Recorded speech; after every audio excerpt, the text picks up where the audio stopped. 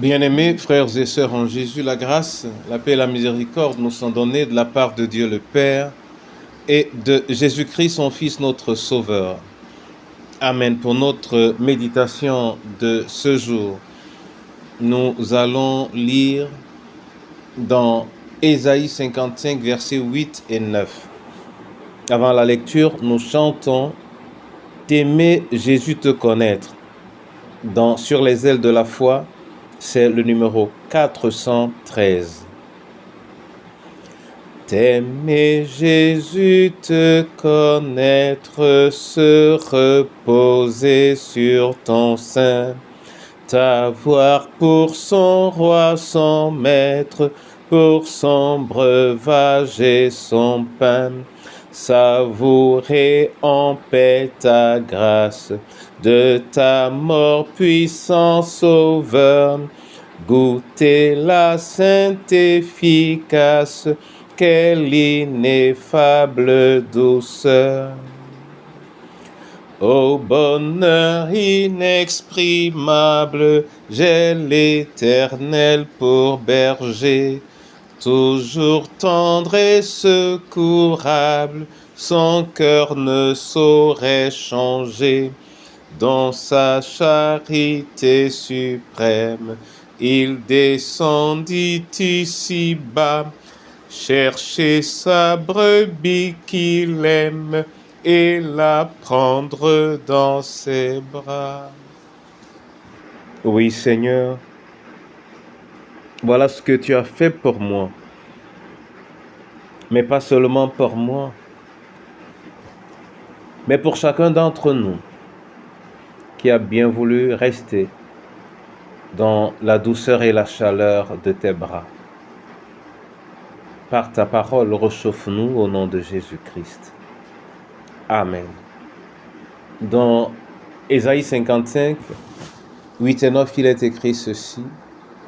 « Car mes pensées ne sont pas vos pensées, et vos voix ne sont pas mes voix, dit l'Éternel. Autant les cieux sont élevés au-dessus de la terre, autant mes voix sont élevées au-dessus de vos voix, et mes pensées au-dessus de vos pensées. » Amen.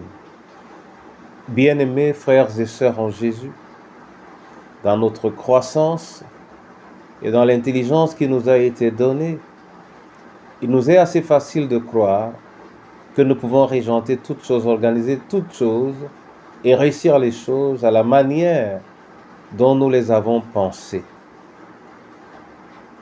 Et facilement nous oublions, au même moment, que le devenir du monde n'est pas à notre disposition. Il n'est pas non plus à notre portée. Il y a quelqu'un qui a créé le monde dans lequel nous sommes, quelqu'un qui nous a créés. Nos connaissances sont limitées et c'est lui qui a une idée globale et précise de ce qui va venir parce qu'il influence encore ce qui adviendra. Cette personne, c'est Dieu. Et c'est de ses pensées qu'il s'agit ici. C'est de ses voix qu'il s'agit ici. Ses pensées, aussi bien que ses voix, sont très loin au-dessus de nous. Mais comment pouvons-nous donc vivre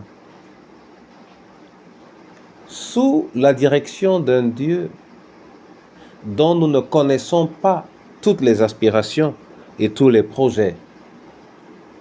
Contentons-nous de ce qu'il met à notre disposition. Pour le reste, nous avons besoin de notre foi et nous avons besoin d'obéir à ce qui nous est dit. Quant à ce qu'il accomplira, la parole dit que nous pouvons semer, nous pouvons arroser, mais c'est lui Dieu qui fait croître. C'est lui qui déterminera ce qui sera pour nous, ce qui sera pour le monde.